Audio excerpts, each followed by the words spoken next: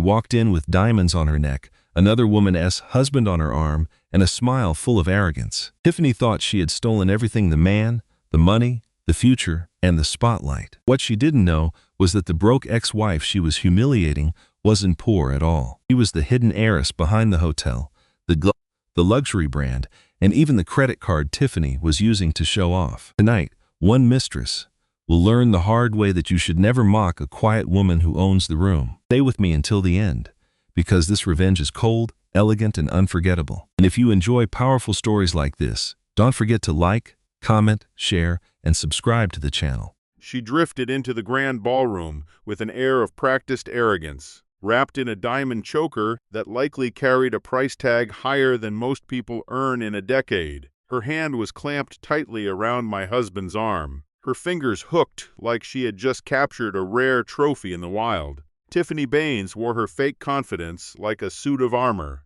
visibly emboldened by the heavy, logo-stamped weight of her limited edition Hermes bag and the anticipation of becoming the future Mrs. Vance. She locked eyes with me, letting out a sharp, mocking laugh that cut through the room, clearly dismissing me as some penny-pinching nobody who had no business breathing the same rarefied air as the social elite. What that woman failed to grasp was the staggering, irony-soaked reality of the situation. She was completely oblivious to the fact that the five-star luxury hotel we were standing in was actually built by my own father. That expensive, vintage champagne she was swilling with such practiced ease, it came straight from my family's private vineyard estate, and that very platinum credit card she was brandishing to humiliate me. It was one I had personally authorized with a limitless ceiling. You need to watch this part closely, because the mistress, who spent her time flaunting wealth she did not earn, is about to experience the shock of a lifetime when she realizes she was bragging to the woman who literally owned the whole building. Celine Vance sat quietly at the kitchen island of the modest, three-bedroom suburban home she had shared with her husband Michael for years. The granite surface featured a tiny, chipped corner, a minor manufacturing defect that had actually allowed them to negotiate a decent discount when they first purchased the property 5 years ago. She traced her finger over the rough, uneven edge, a faint, sad smile touching her lips as she looked around. To any outside observer peering through the window, Celine looked like the perfect picture of suburban mediocrity, a woman settled into a quiet, unremarkable life that was worlds away from any real luxury, power, or the high society world she had once known. Her daily life was defined by a series of mundane, repetitive habits: driving a 5-year-old Honda, carefully clipping grocery coupons to save a few dollars on staples,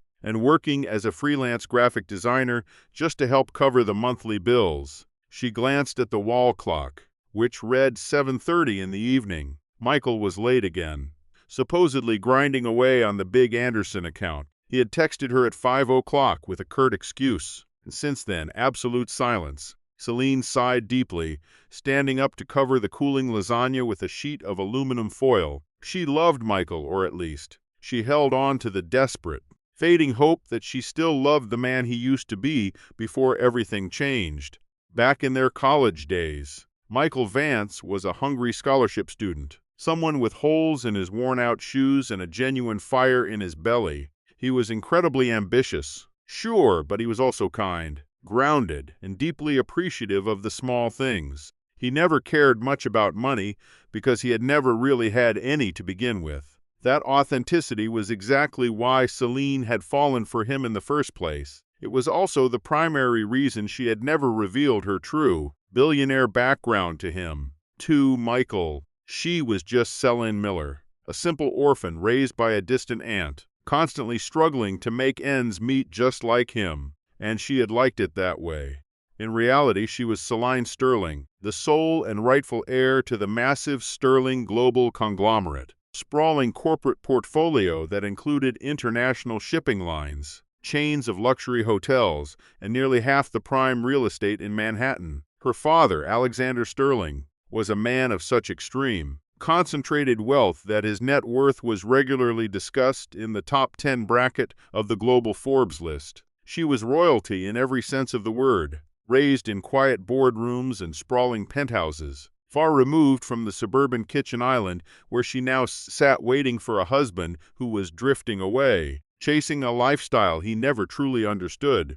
She had kept her true identity hidden for years, hoping to find a love that was pure, genuine, and entirely untainted by money. She wanted someone who loved the real Celine, not the mythical, bottomless sterling billions. But lately, the man she had chosen seemed to be slipping through her fingers like dry sand. The front door groaned open with a heavy, uncharacteristic thud, signaling Michael's arrival. But the atmosphere in the house didn't shift with its usual warmth. Instead, the air became thick and heavy with the cloying, clashing scent of a designer perfume that certainly did not belong in their home. It was Baccarat Rouge 540. It was a heavy, expensive, and unmistakable fragrance, definitely not something Celine would ever dream of wearing. "You are finally home," Celine said softly, wiping her flour-dusted hands on a clean dish towel. "I made lasagna for dinner." Michael did not even look her way. He tossed his heavy keys onto the granite counter, the keys to the new, flashy BMW he had leased just last month despite her strong, logical advice against it. "I am not hungry," Michael muttered dismissively, already heading for the stairs. "We need to talk," Celine said, her voice remaining steady. "You have been so distant lately, and I think we need to be honest about what is really going on." The credit card bill arrived in the mail today, and there is a massive charge for a bracelet at Cartier for $12,000. Celine continued, watching his back. "I have to assume that is a mistake." Michael froze mid-motion, his shoulders stiffening instantly. He turned to face her slowly, and his expression was not one of apology, shame, or even regret. Instead, his face twisted into a sneering mask of pure contempt, a look of cold, calculated malice that Celine had never seen directed at her before in all their years together. "It was not a mistake," Michael said, his voice dropping to a dangerous, icy temperature that seemed to chill the air. "Then who is it for?" Celine asked, her heart hammering frantically against her ribs like a trapped bird. "It certainly is not for me, and we do not have that kind of disposable income to throw around. It is for someone who actually appreciates the finer things in life." "Celine," Michael snapped, his eyes flashing with irritation, "someone who does not make me feel guilty for wanting to live like a successful, modern man. I am an architect at a top firm, yet I come home every single night to all of this suffocating, pathetic, and tiny middle-class mediocrity. You act like we are destitute, but you are just acting out," Celine countered, her voice remaining surprisingly steady despite the overwhelming, crushing shock of his words. "Michael, please, just tell me who she is."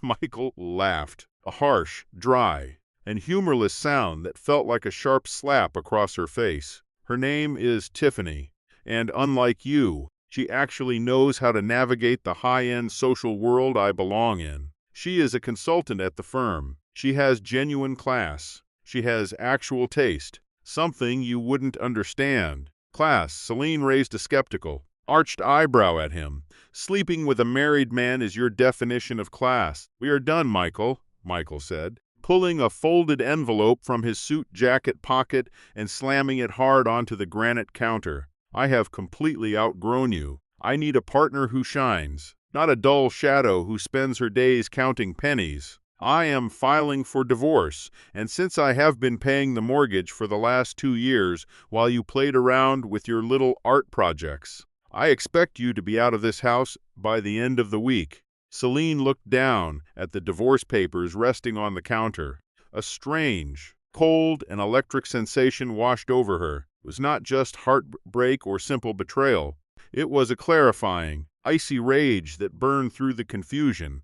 He honestly believed he was paying the mortgage. He was completely unaware that her freelance graphic design money had quietly paid off the entire principal of the loan 3 years ago, simply to lower their interest rates. "You are leaving me for a woman just because she likes to spend money you do not even have?" Celine asked, her voice quiet and dangerously controlled.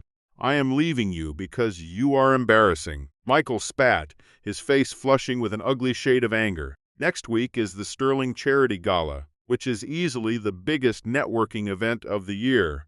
Tiffany got us invitations through her connections. I cannot possibly walk into a room like that with you wearing some cheap dress from a department store rack. I need to make partner, Celine. Tiffany is my ticket to the top, and you are just an anchor dragging me down into the dirt." The irony was so thick it was almost suffocating. The Sterling Charity Gala was hosted by her own father, an event she had carefully avoided for 5 years just to keep her cover intact. "Get out," Celine whispered, her voice dangerously calm. Michael sneered, turning his back on her. "I am staying at Tiffany's penthouse tonight. Pack your bags, I want you out by Friday." He turned and marched out, leaving Celine standing alone in the kitchen of a house she legally owned, completely rejected by a husband whose entire career she had secretly bankrolled through anonymous commissions and favors. She picked up her phone. Her hand trembled, but it was not from sadness. It was the sharp, jagged adrenaline of a sleeping dragon finally waking up. She dialed a number she had not called in 3 years. The Sterling residence, "Who is speaking?" The crisp, professional British accent of the butler answered on the first ring. "Alfred, it is Celine," she said, her voice instantly shifting from the submissive, small-town housewife to the commanding, authoritative presence she was born to be. "Tell my father I am coming home, and tell him that I am finally ready to wear the crown." 3 days had passed since Michael walked out. Celine had moved back into the massive Sterling estate, a sprawling mansion in the Hamptons that made the White House look like a mere guest cottage. The reunion with her father, Alexander, had been deeply emotional, filled with the "I told you so"s that he politely swallowed for the sake of his daughter's tears. But those tears had dried up quickly, replaced by a cold, hard focus. Now there was only the mission. "You want to attend the gala?" Alexander Sterling asked, sitting behind his massive mahogany desk, looking at Celine with curiosity. He was a formidable man, 60 years old, with silver hair and eyes that could cut through glass. "Not just attend, Dad," Celine said, adjusting the expensive silk cuffs of her tailored blouse. "I have decided to host it.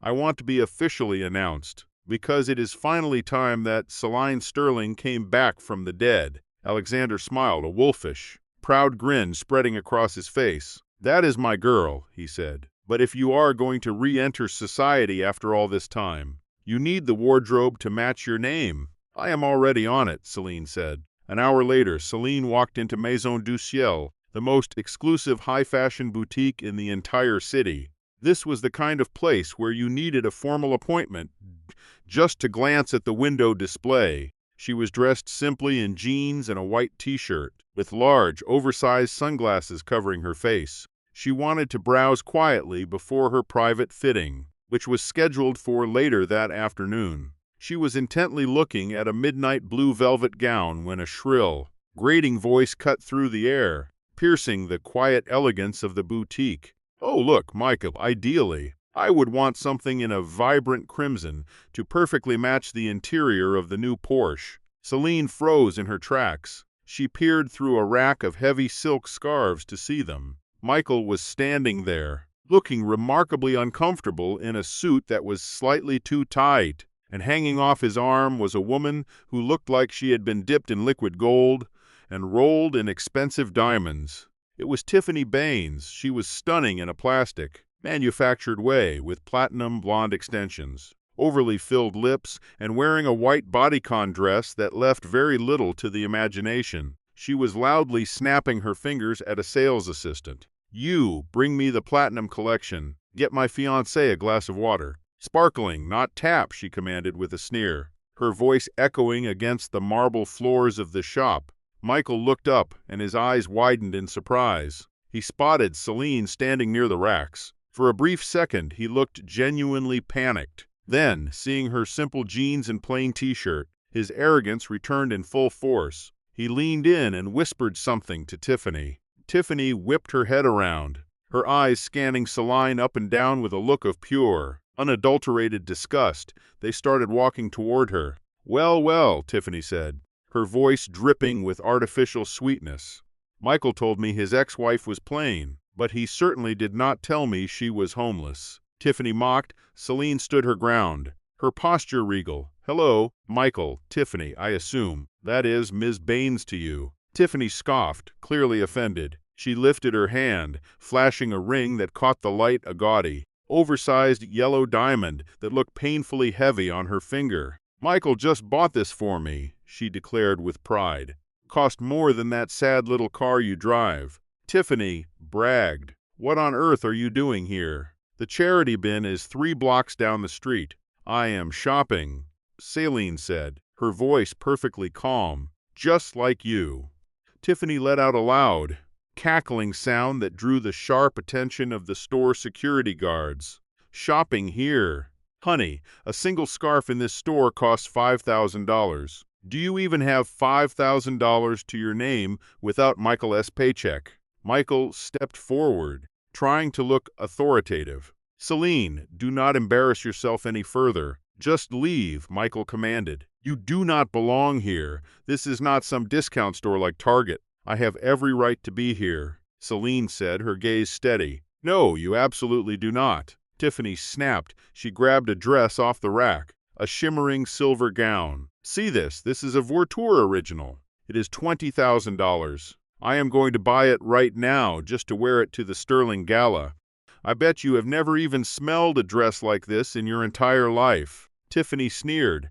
Tiffany turned to the sales associate, a young woman named Sarah, who looked completely terrified by the confrontation. "Excuse me, tell this person to leave. She is disturbing the high-end clientele. She obviously cannot afford anything in this shop." Sarah looked at Celine, then looked back at Tiffany, her expression becoming very serious and unreadable as she processed the scene. "Listen, everyone is welcome here to browse, but I personally spend $50,000 a month in this district alone." Tiffany shrieked, her voice echoing off the luxury walls and causing other shoppers to gasp in shock. "If you do not kick this peasant out immediately, I will call the store owner myself. I happen to know important people.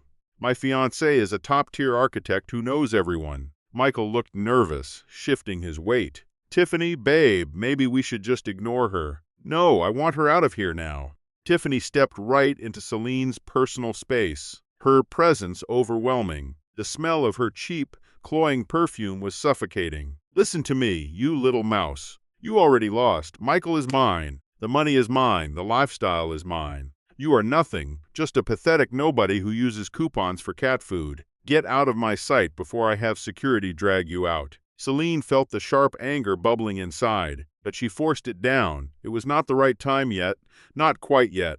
"Enjoy the dress, Tiffany," Celine said, her voice dropping to a dangerously low, calm tone. "It looks a bit tight on you." Celine turned and walked out of the store, her head held high and her posture perfect. Behind her, she heard Tiffany screeching at the staff. "Did she just say I am fat? Michael, do something about this." As Celine stepped out onto the sidewalk, the fresh air hit her face, and she pulled her phone from her purse, her fingers moving with purpose. She quickly dialed her father's personal assistant.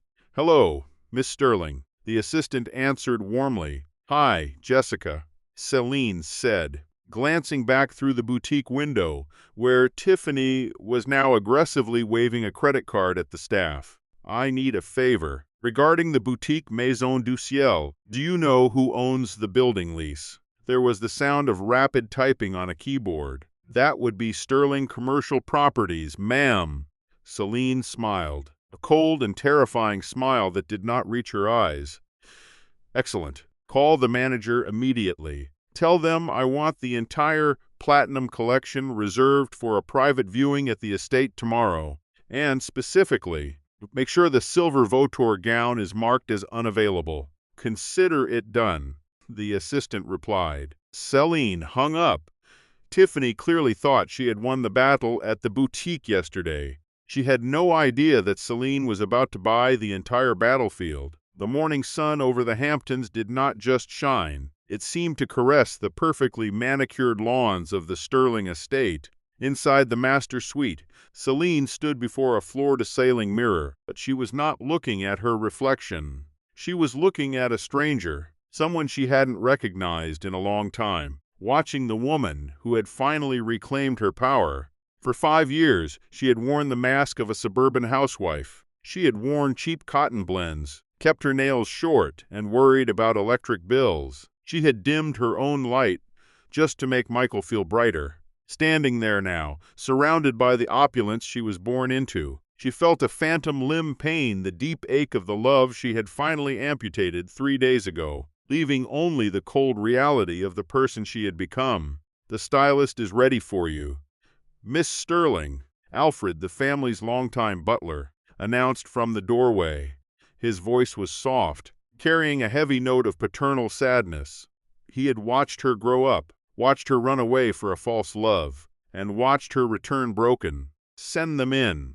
"Alfred," Celine said, finally turning away from the window with a firm resolve that left no room for doubt or hesitation in her voice. "And Alfred, have the security team do a final sweep of the guest list for the gala tonight. I want to make sure Michael Vance and Tiffany Baines are still seated at table 19. Alfred raised a refined, thin eyebrow. "Table 19, madam, is right by the kitchen doors." "That seems rather drafty." "It is perfect," Celine said, her eyes turning cold and distant, a glint of absolute iron behind her gaze that suggested she knew exactly what she was doing.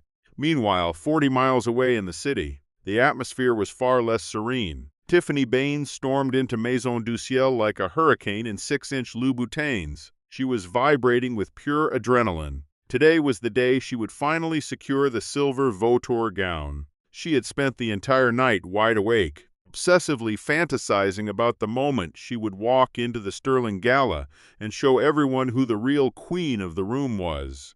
She imagined the photographers snapping her picture, the whispers of envy, and most importantly, the validation that she had finally arrived. Michael trailed behind her, looking significantly paler than usual. He checked his banking app on his phone again. The balance was dangerously low. His entire severance package from his previous firm was gone, spent on Tiffany's lease, the luxury car, and the ring. And he knew he was walking a thin line. He was banking everything on this gala. If he could just land a contract with Alexander Sterling, the money would not matter. But right now, the numbers were screaming at him. "I am here," Tiffany announced to the empty boutique, flinging her arms wide. "Bring me the dress." The manager, a tall, severe French woman named Madame Clotilde, stepped out from the back office. She did not smile. She stood like a sentinel. She did not offer champagne or even a greeting. She stood with her hands clasped tightly in front of her black blazer, her expression entirely unreadable. "Miss Baines," Clotilde said, her accent thick and icy. "Mr. Vance, we are in a hurry." Tiffany snapped, placing her gold clutch on the glass counter. "Wrap up the silver Vautour, and I will take the matching clutch. Michael, get the card out and pay the woman already." Michael reached for his wallet, his hand trembling slightly. "Right, the silver one. I am afraid that is impossible," Madame Clotilde said smoothly, her eyes never leaving Tiffany's face. Tiffany froze. She blinked, her fake lashes fluttering like trapped moths. "Excuse me, the Vautour gown is no longer available," Clotilde stated firmly. "It has been acquired by a private collector, and it is no longer for sale to the public." "Acquired?" Tiffany's voice spiked, a sharp, jagged sound that cut right through the upscale silence of the boutique. "I was standing right here yesterday. I told that little girl, the assistant, that I was buying that dress. You cannot just sell it to someone else." "Do you even know who my fiancé is?" Clotilde, the store manager, didn't even flinch. She kept her posture perfect, her gaze shifting toward Michael with a cold, unmistakable trace of disdain. "I am well aware of who Mr. Vance is," Clotilde replied, her tone perfectly flat. "However, the client who purchased the gown did not merely put down a deposit. They purchased the entire collection, the whole inventory," Clotilde stated firmly. Michael looked like he had seen a ghost, his skin turning a sickly, pale white. He stuttered, his words barely audible. "The entire collection. That is hundreds of thousands of dollars." Clotilde didn't blink. "Indeed, the client requested total exclusivity. No other pieces from this platinum line will be sold to the public until after the Sterling Gala." Tiffany's face began to change, flushing into a mottled, ugly shade of red that clashed horribly with her expensive makeup. A thick vein started throbbing in the center of her forehead. "This is pure discrimination," she hissed, her voice trembling with indignation. "Who bought it? Who is she? Is it some famous celebrity? I bet it is just some washed-up actress with too much time on her hands." Clotilde remained unmoved, her expression professional yet distant. "I am not at liberty to disclose the client's identity," she said, making a subtle gesture toward the security guard posted by the entrance. "However, she did leave a very specific message for you, Miss Baines." Tiffany went rigid, her chest heaving as she fought to control her rising fury. "A message." Tiffany spat the words out. Clotilde reached over and picked up a small, elegant cream-colored card from the counter. She read the contents aloud, her voice cool and completely devoid of any emotion. "Tell Miss Baines that true class cannot be bought off a rack. It is either inherited or earned. She has done neither." Tiffany let out a scream, a primal, jagged sound of frustration that echoed off the high walls and shattered the refined, peaceful elegance of the boutique. In a fit of blind rage, she swept her arm across the polished counter, sending an expensive display of artisanal perfumes crashing to the floor. Bottles shattered into 1,000 pieces, the intense, cloying scent of jasmine and amber flooding the air. "Tiffany," Michael barked, grabbing her arm while glancing around in a state of sheer panic. "Stop this. You are making a public scene." "I do not care," Tiffany shrieked, yanking her arm away from him. "They humiliated me. I know someone is laughing at me right now. Michael, fix this store. Do something." Clotilde's voice dropped to a lethal, quiet whisper that carried across the room. "Miss Baines, you have exactly 5 seconds to leave my boutique before I have you arrested for destruction of private property. And, believe me, with the owner we have, the resulting lawsuit will absolutely bury you." Michael didn't wait. He grabbed a sobbing, cursing Tiffany and dragged her out of the store, shoving her onto the scorching hot pavement of the sidewalk. A heavy, sickening pit formed in Michael's stomach as he stood there. He looked down at the woman he had destroyed his entire marriage, for her mascara was running in black streaks down her cheeks, and she was currently screaming obscenities at a startled doorman. For the very first time, he found himself wondering if Celine was doing all right. Celine, who never raised her voice in anger. Celine, who always made him tea when he was stressed. He quickly shook the thought away. Celine is in the past. Tiffany is the future, he told himself. We just need to get through this gala. "It is okay, baby," Michael said, trying to soothe her, though his heart clearly was not in it. "We will find another dress, something even better. And when we finally meet Alexander Sterling, none of this will matter." They had no idea that Alexander Sterling was currently sitting in his private library at home, laughing softly as Celine recounted the entire story of the dress. "You are absolutely vicious." "My dear," Alexander said, taking a slow sip of his expensive scotch. "I learned from the best, Dad," Celine replied, staring intently into the flickering fireplace. "But the dress was just the appetizer. The real main course happens tomorrow night." The Sterling Charity Gala was not just another party. It was a major institution held in the grand ballroom of the legendary Sterling Imperial Hotel. It was the night when the true titans of industry, politics, and old money gathered to congratulate one another on their philanthropy. The ballroom itself was a masterpiece of classic, gilded design. 10,000 white orchids hung from the ceiling, woven through massive crystal chandeliers that dripped light like liquid diamonds. The floor was polished marble, and the air smelled faintly of perfume, expensive beeswax, and pure raw power. At 7:45 p.m., the guests started to arrive in a steady stream. Rolls-Royces, Bentleys, and Maybachs lined up outside the velvet ropes. Paparazzi flashes popped like blinding, relentless strobe lights. Michael and Tiffany arrived in a long, stretched limousine. Michael had paid the driver extra to open the door, desperate to project an image of endless wealth. But the limo was an older model with yellowed headlights, and the driver looked incredibly bored. Tiffany stepped out of the vehicle. Without the silver vautour gown, she had settled for a bright crimson dress she had grabbed at a high-end department store. It was loud, way too loud for this event. It had heavy sequins that caught the light aggressively, and a slit that went way up to her hip. A cheap, dimly lit nightclub. She might have looked like a queen, but here, among the subtle, understated elegance of silk and chiffon, she looked like a neon sign in a museum. "Smile, Michael," Tiffany hissed through her clenched teeth, waving at photographers who were actually aiming their expensive cameras at the senator standing just behind them. "We need to be seen." Michael adjusted his silk tie, which suddenly felt far too tight around his neck. "I am smiling. Just keep your voice down. Please. These people value discretion above everything else. Discretion is just for poor people who have something to hide." Tiffany scoffed, unimpressed. She hooked her arm through his and dragged him toward the red carpet.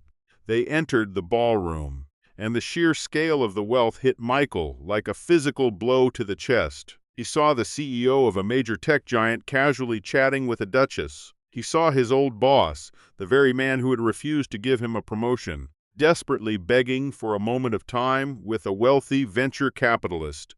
"Let us find our table," Michael said, his eyes darting across the opulent, crowded ballroom as he searched for the placard. "I specifically requested a spot near the front, right by the Sterling family table." He managed to flag down a steward holding a complex, leather-bound seating chart. "Vance, table for two." The steward ran a gloved finger down the long list, his face remaining entirely neutral. He paused, then looked up with a polite, tight-lipped smile.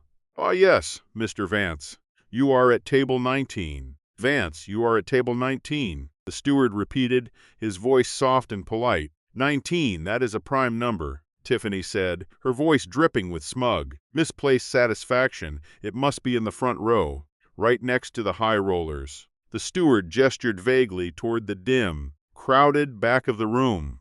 "It is located in the vicinity of the service entrance. Sir, through those pillars." Michael felt his face heat up in a sudden, intense wave of embarrassment. They walked past all the prime tables. Table 1, Table 2, where the billionaires actually sat. They walked past the rows of corporate tables, each one feeling more luxurious than the one before it.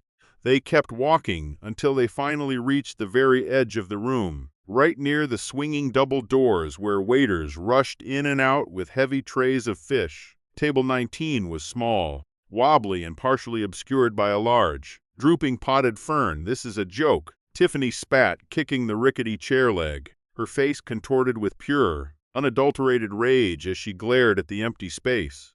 "We are sitting with the help. Michael, go tell them there is a massive mistake. Tell them you are a VIP or a renowned architect. I cannot make a scene here." "Tiffany," Michael hissed, grabbing her wrist tightly to silence her before she could cause a scene. "Look around you.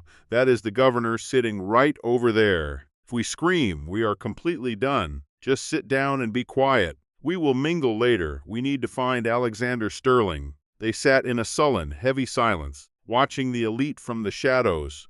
Tiffany downed a glass of warm champagne in one gulp and aggressively signaled a waiter for another. Michael scanned the room, desperate to make eye contact with anyone who held even a shred of real power. Suddenly, the brilliant warm lights in the ballroom dimmed. The constant murmur of conversation died down instantly. A profound hush fell over the room, heavy with anticipation and golden status. The orchestra, which had been playing soft jazz, swelled into a dramatic, sweeping crescendo. A sharp, bright spotlight hit the top of the grand staircase on the far side of the room. The master of ceremonies stepped up to the microphone, his presence commanding the entire space. "Ladies and gentlemen," his voice boomed across the hall, "please welcome your host for the evening, the chairman of Sterling Global, Mr. Alexander Sterling." Enthusiastic applause rippled through the room, polite and respectful, a wave of sound that signaled the start of the true event.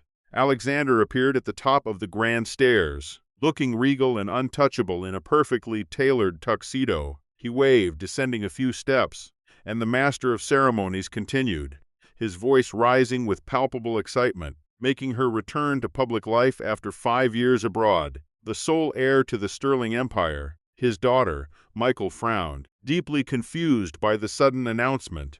"Daughter? I did not even know he had a daughter," he muttered to himself. I thought he was completely estranged from his family. Michael whispered, "Who even cares?" Tiffany rolled her eyes, already bored with the presentation. Probably just some spoiled brat coming home to spend her father's money. Then she stepped out into the light. The breath left Michael's body entirely. The woman at the top of the stairs was a total, breathtaking vision. She was wearing the silver couture gown, the very dress Tiffany had screamed for yesterday. On this woman it did not look like a dress. It looked like liquid starlight draped over a statue. Her hair, dark and glossy, cascaded down her back in elegant, flowing waves. She wore a necklace of sapphires and diamonds that glittered so intensely it was actually hard to look directly at it. She held her head high, radiating a cold, sharp power that made the air in the room feel significantly thinner. She moved with a grace that seemed to command the very architecture of the building around her.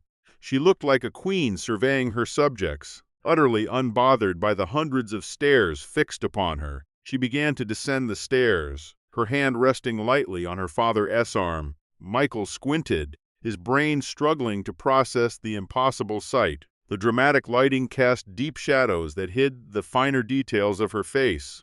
There was something strangely familiar about her walk, the proud, confident tilt of her chin. That dress, Tiffany gasped, clutching the tablecloth. That is my dress. She is the one who bought it. Tiffany hissed, her face draining of all color until she looked like a ghost. "Quiet," Michael whispered, leaning in close, his pulse hammering against his ribs like a trapped bird. "Tiffany, shut up." The woman below reached the final step. The spotlight widened, catching her features in a sharp, crystalline glow. She looked directly into the crowd, her gaze scanning the ballroom with icy precision. She offered no smile, no pleasantries. She looked fierce, guarded, and entirely in control. Michael felt the room tilt, his equilibrium vanishing in an instant. He gripped the edge of his table so hard his knuckles turned bone white. It was impossible. It could not be the woman he had left 3 days ago, the woman he had labeled mediocre, the woman he had tossed out of their quiet suburban house because she dared to clip coupons for groceries. Celine, no, he thought, his mind desperately fighting to reject the terrifying reality unfolding before his eyes.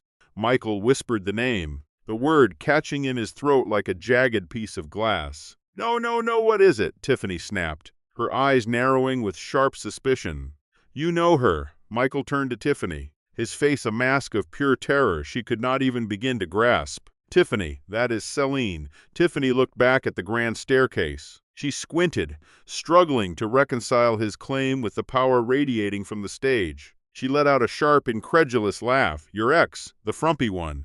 "Don't be stupid, Michael. That woman is dripping in millions. Your ex wears sweaters from a discount store. That is a sterling, I am telling you," Michael said, his voice trembling with a frantic, uncontrollable vibration. "That is my wife," at that exact moment, as if she could feel the weight of their gaze from across the vast, glittering ballroom. Celine turned her head toward the back of the room, toward the kitchen service doors, toward the potted fern. She locked eyes with Michael, the distance between them vanishing instantly. Even from 50 feet away, he felt the intensity of her look. It was not love, nor was it the sadness of a scorned woman. It was a look of absolute, chilling recognition.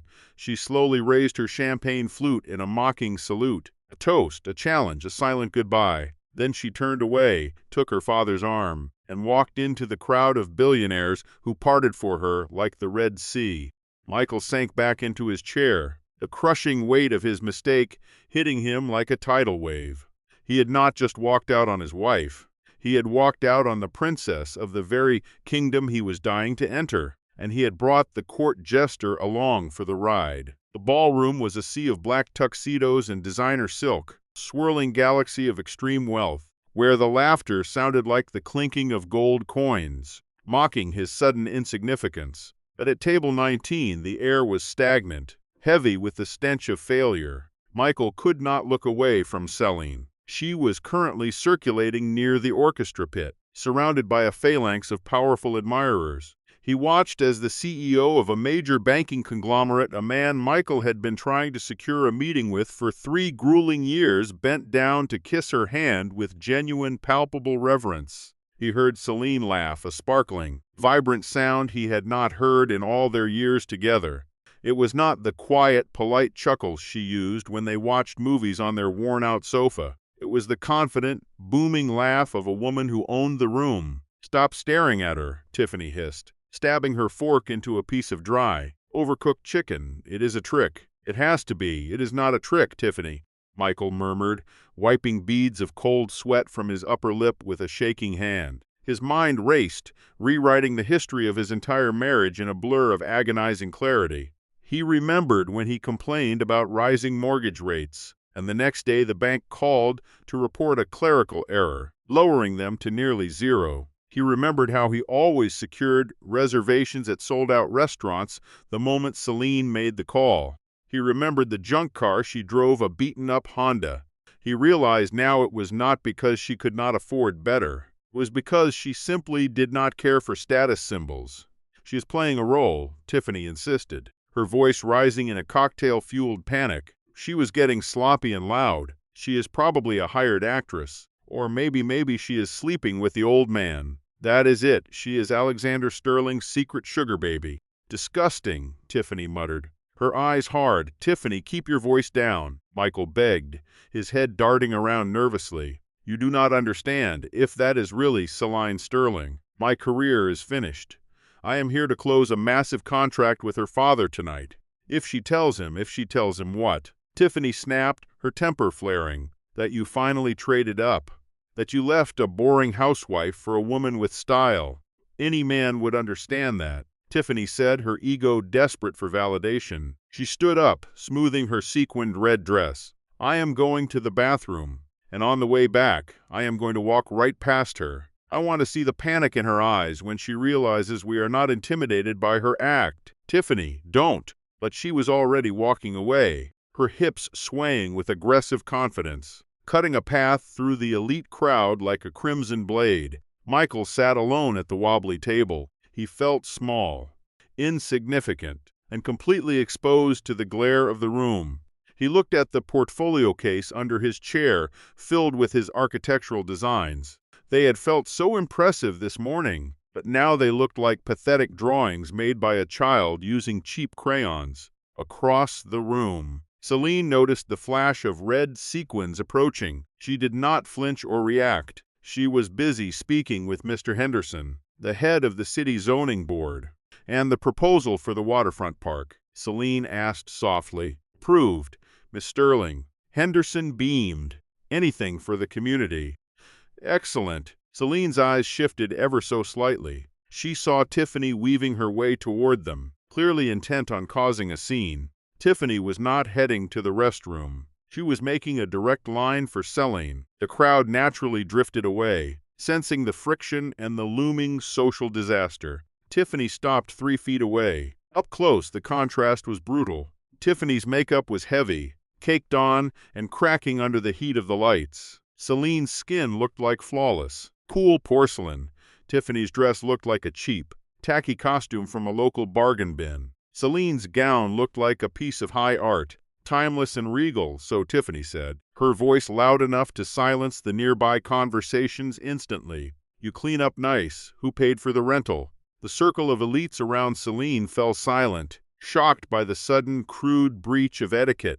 Mr. Henderson adjusted his glasses, looking visibly uncomfortable. Celine slowly turned to face Tiffany. She did not look angry. She just looked bored. "Hello, Tiffany," Celine said coolly. "I see you found the buffet. I hope the chicken at the back of the room was to your liking." Tiffany flushed a deep, ugly red. "Don't talk down to me. You think because you put on some borrowed diamonds, you are better than me. We all know who you are. You are Michael's charity case ex-wife." She looked around at the other guests, desperately seeking validation for her cruel words. "She used to clip coupons. She counts pennies," Tiffany sneered. "This is all a sham." The crowd did not laugh. They stared at Tiffany with a mixture of pity, disgust, and complete aristocratic disdain. In this world, Discussing money so crudely was the ultimate social sin. "Tiffany," Celine said, stepping forward with elegant, quiet menace. She lowered her voice so only Tiffany and the immediate circle could hear. "You are embarrassing yourself. And more importantly, you are absolutely embarrassing Michael with this behavior. If you genuinely want to help his career move forward, you will turn around right now. Head back to table 19 and sit there in total silence until the valet brings your car around. You cannot tell me what to do." Tiffany shrieked, her face turning a deep, throbbing shade of crimson. "I am the future, Mrs. Vance." She spat back, "The future, Mrs. Vance," Celine repeated, her voice dripping with amusement. "Yes, you are more than welcome to the title. I certainly do not need it anymore." Celine gestured slightly toward a security guard standing in the shadows. He stepped forward instantly, his expression professional and stern. "Is there a problem, Miss Sterling?" the guard asked, his hand resting on his earpiece as he scanned the room. "No problem at all, James," Celine said with a warm, dismissive smile. This guest was just looking for the exit. She was looking for the exit. Please keep a close eye on her. We really would not want her to trip on her way out. Tiffany opened her mouth to scream, but the sheer wall of social pressure in the room slammed into her like a physical force. Dozens of the most powerful people in the city were staring at her, looking at her as if she were a cockroach on a wedding cake. She turned on her heel and stomped away, tears of pure rage burning her eyes. She rushed back to the table where Michael was hiding behind his champagne glass, hoping to disappear. "We are leaving right now," Tiffany hissed, grabbing her purse with shaking hands. "We cannot leave," Michael whispered, his face turning paper white as he stared toward the stage. "Look," he pointed. Alexander Sterling had returned to the microphone, but he was not alone this time. He was motioning for someone to join him. "I would like to invite the lead architect of the night's partner firm to the stage," Alexander announced. "Mr. Michael Vance, is he here tonight?" Michael froze. His heart felt like it had completely stopped beating in his chest. "He wants me," Michael stammered. His eyes wide, hope, irrational and blinding, surged through him instantly. "Maybe, just maybe he does not know about the drama. Maybe he just likes my work." Celine kept it entirely professional. She did not tell him a thing. "Go," Tiffany pushed him hard. "Go up there. Show her who is the boss." Michael stood up slowly. His hands shook as he fumbled with the buttons of his tuxedo jacket. The ballroom felt cavernous, and as he stepped into the center of the room, the crowd parted for him like a silent, frozen sea. He tried to ground himself, telling himself that this was merely business, that he was the visionary architect the world needed to know. He kept repeating the mantra that Sterling was a man who only cared about profit, not his own daughter's complicated romantic history. But as he reached the stage, his legs felt like lead weights. Alexander Sterling was watching him from above, his silhouette imposing and cold against the bright stage lights. The older man showed no hint of a smile. His gaze was dark, deep, and unnervingly judgmental, feeling like it was stripping away Michael's layers to see the truth underneath. Michael climbed the stairs to the podium, the microphone emitting a low hum that seemed to vibrate through his entire nervous system. He scanned the ballroom, feeling exposed in the harsh light. At the back, he caught a glimpse of Tiffany standing on her chair, cheering him on in silence. Then he shifted his eyes to the front row. Celine sat there, her silver gown shimmering brilliantly, locked into a steady, unblinking stare that made his stomach turn. Then she smiled. It was a sharp, predatory expression that chilled him down to his marrow. "Mr. Vance," Alexander Sterling announced, his voice booming through the hall with terrifying clarity. "Thank you for making the time to join us tonight."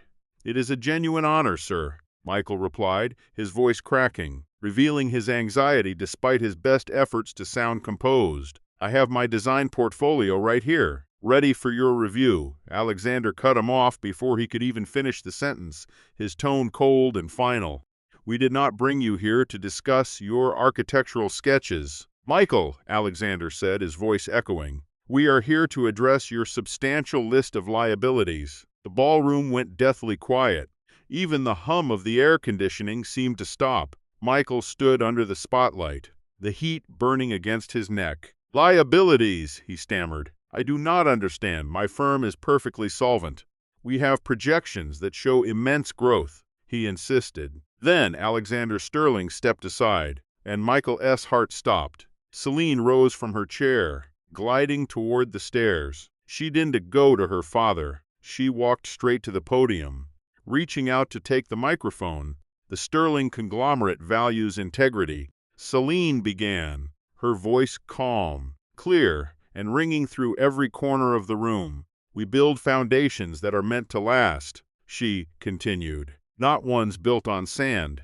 And, Michael, your foundation is entirely artificial. Celine, please, Michael whispered, desperate to keep this private. Do not do this now. She completely ignored him. She pulled a remote from the stand, and a massive screen descended, hanging over them like a judgment mister.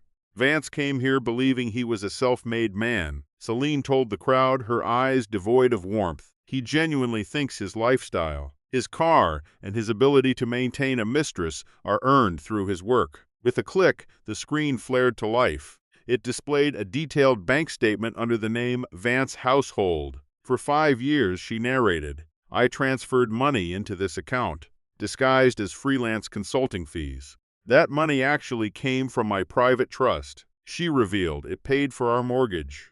Michael, you thought you were paying the bills every month. No, you were simply moving money into a savings account I created for you, an account you emptied just 3 days ago to buy that yellow diamond ring. A sharp gasp rippled through the room. Michael felt his knees give out. He had drained that money, fully believing it was his own hard-earned equity. Click! The screen shifted again to show a luxury dealership invoice. The BMW lease, Celine continued. You never actually qualified for that loan. Michael, your debt-to-income ratio was far too high. The dealership contacted me, and I co-signed the lease through one of my shell companies. I am the sole reason you drive that car, she said. Celine then turned to look directly at table 19, where Tiffany was standing, frozen in horror, the credit card. Click. A massive image of a black card appeared on the screen. It was the same one Michael gave Tiffany, the one she had waved in Celine's face earlier that day.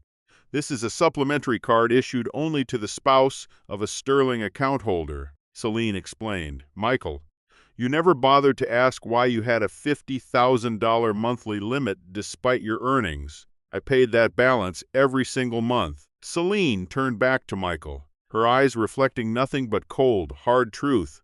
You did not buy that ring for your mistress. Michael, I did. You did not take her to dinner. I did. Every single luxury you have enjoyed for the last 5 years was authorized by me, because at one point I loved you. I wanted you to feel like a king, she said, leaning into the microphone, her voice dropping to a lethal whisper that seemed to vibrate through the entire room. But you never wanted a queen. Michael, you wanted someone to worship you. And when you brought that woman, she pointed to Tiffany, into my family's boutique to buy a dress using my own money, you made a catastrophic mistake. Michael stood there, shaking. He looked out at the crowd. The respect was gone, replaced by looks of disgust and judgment. They now saw him for what he was, a fraud, a parasite. Now, Celine said, her tone suddenly bright and artificial, regarding your business contract. She glanced at her father, who nodded. Sterling Global is acquiring your firm as of this morning, Celine announced. We bought the majority stake from your own partners, who were more than happy to sell once they learned of the risk you represent. Michael clutched the podium to stay upright. You are my boss. No, Celine smiled thinly. I am not your boss, Michael, because you are fired.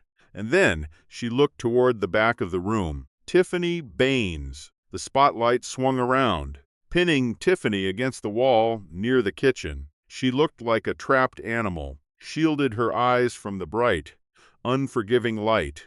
That ring on your finger, Celine declared, her voice sharp, since it was purchased with trust funds meant strictly for a spouse. And you are clearly not the spouse. That is theft. Celine glanced at her watch. My lawyers froze those assets 10 minutes ago. Your card is dead. The valet has been instructed not to release the car, as I have revoked my guarantee. So, Celine concluded. Looking at both of them, Michael broken on stage and Tiffany trapped in the spotlight, you are both free to leave. But you will have to walk. And, Tiffany, you might want to run. The ring is stolen property. And I believe the police are already waiting in the lobby to speak with you. Celine placed the mic down. The hollow thud signaled the end of Michael Vance's former life. She turned to her father. Shall we dance, Dad? We shall. Alexander beamed as the orchestra struck up an elegant waltz. Security guards moved in, gently but firmly leading a weeping Michael off the stage, away from the glittering guests and the life he had stolen. At the back of the hall, Tiffany was seen desperately tugging at the diamond on her swollen finger as two officers moved closer. Michael took one final look back. He saw Celine spinning gracefully in her father's arms, her silver dress flaring out like a supernova. She did not look back. She did not look hurt. She looked entirely and completely free. He walked out into the cold night, his pockets empty, his future obliterated, and the sound of his own arrogance still ringing in his ears. The heavy oak doors of the hotel shut behind them with a finality that felt like a prison cell slamming shut. The music and the laughter faded away, replaced by the harsh, indifferent noise of the city street. It was raining, a freezing, miserable drizzle that slicked the streets and soaked through Michael's tuxedo jacket. "Do something," Tiffany shrieked, her voice raspy and desperate. Her mascara was running down her face in dark streaks. "Call a car, call a lawyer. You said you were the architect of the future. Fix this right now." Michael stared at his phone. The screen was shattered, a spiderweb of cracks from when he had dropped it in his haste.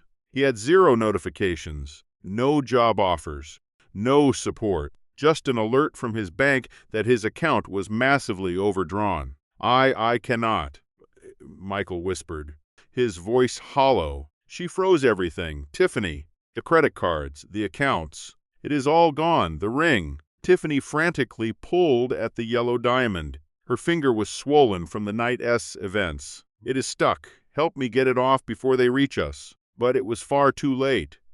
2 police officers who had been waiting by the valet stand stepped forward, looking bored and ready to finish their shift. The officers had that specific look, the tired, cynical expression of men who had seen this exact drama play out 1,000 times before. One of them stepped forward, his badge glinting under the dim streetlights, and focused his gaze on the woman standing in the debris of her shattered ego. "Ms. Baines," he began, his voice completely devoid of any warmth, "we are here regarding a report of grand larceny concerning a specific piece of jewelry currently in your possession. The claimant, Miss Celine Sterling, has provided proof of purchase and a formal statement confirming that the item was never authorized for your use.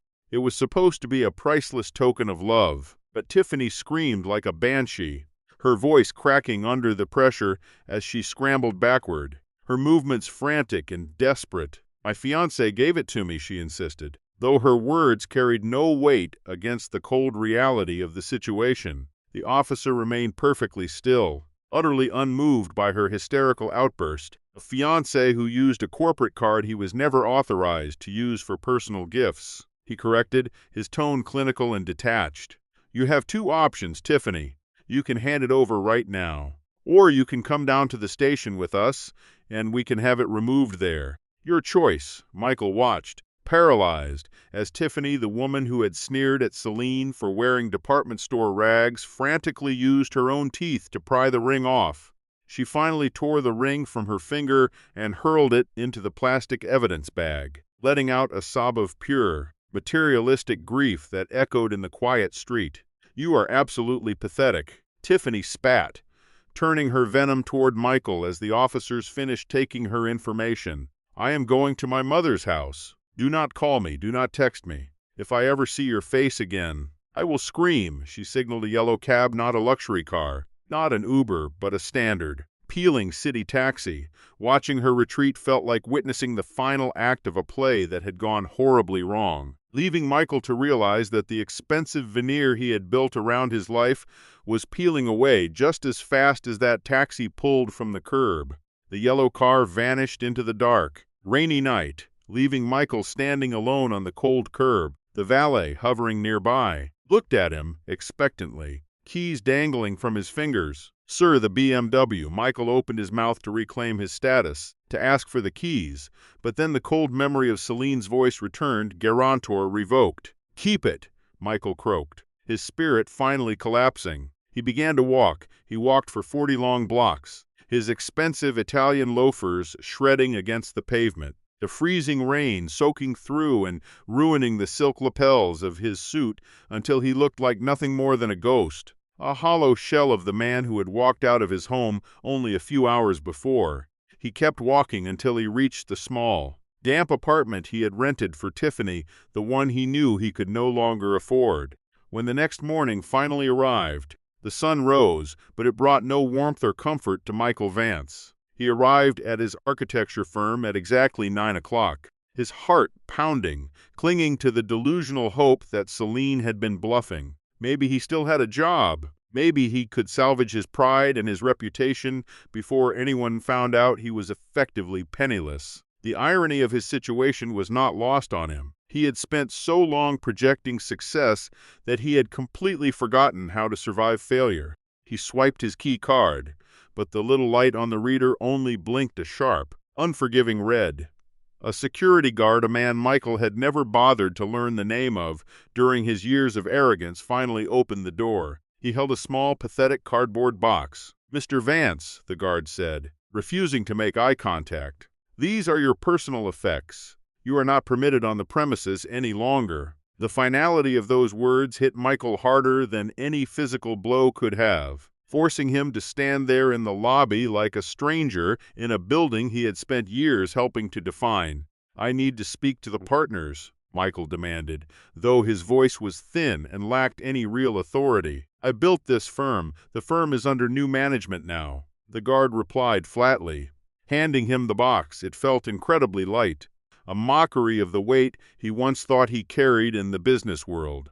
Inside there was a framed photo of him and Tiffany, a cheap plastic stapler, and a coffee mug that simply said "Boss." "Sterling Global is currently doing a full audit of everything," he added, his voice echoing in the marble hall. "They suggested you get a lawyer," the guard mentioned, though he sounded skeptical. "Well, good luck finding one who will actually go against the Sterlings." Michael took the box and trudged away. He sat on a cold park bench across the street, watching the building he once walked into with such unearned confidence. Weeks bled into months. The divorce process was swift and brutal. Michael had absolutely no money to pay for a high-powered attorney, so he was assigned a court-appointed representative who looked bored, distracted, and entirely uninterested in his fate. Celine did not even bother to show up to the courthouse herself. She simply sent a team of 5 sharp lawyers in crisp gray suits who laid out the legal paperwork with surgical,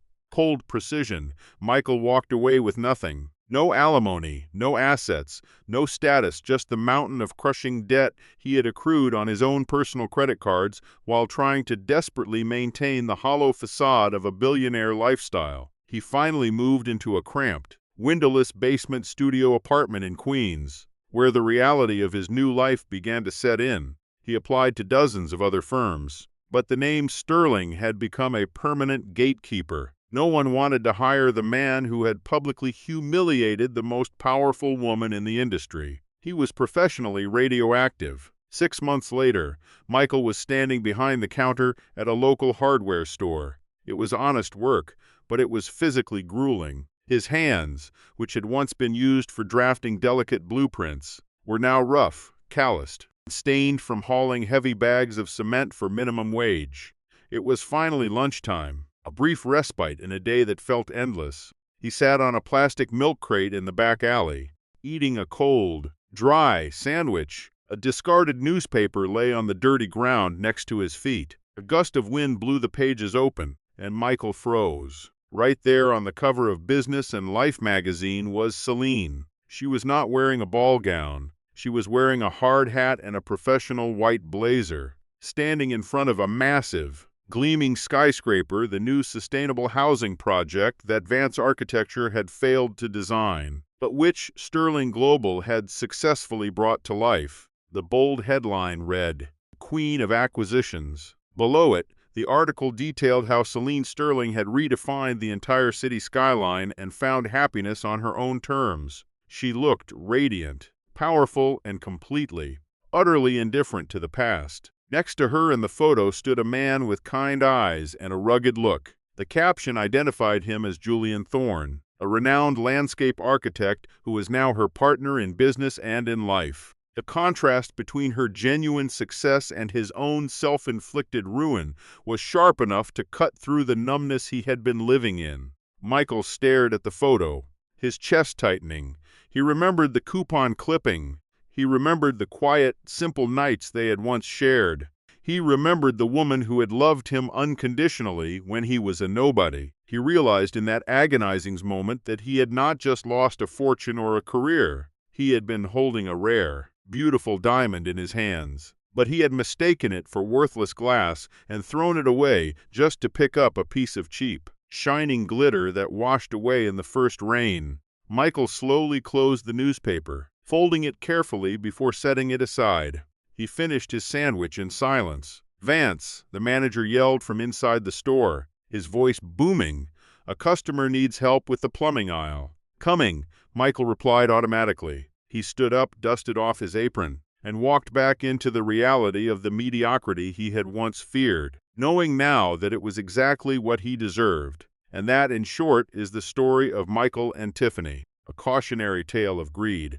They chased the glittering illusion of wealth so hard that they ran right past the actual reality of it. Michael spent 5 wasted years looking for a better, flashier life, never realizing that the woman he once saw cutting coupons at his kitchen table could have bought and sold his entire fake world 10 times over. He wanted a partner who would shine like gold, but he forgot that gold is ultimately cold, heavy and lifeless. True value, he learned too late, was never found in the expensive things he bought. Celine, on the other hand, proved that true class is not about how much you spend or how loud you talk.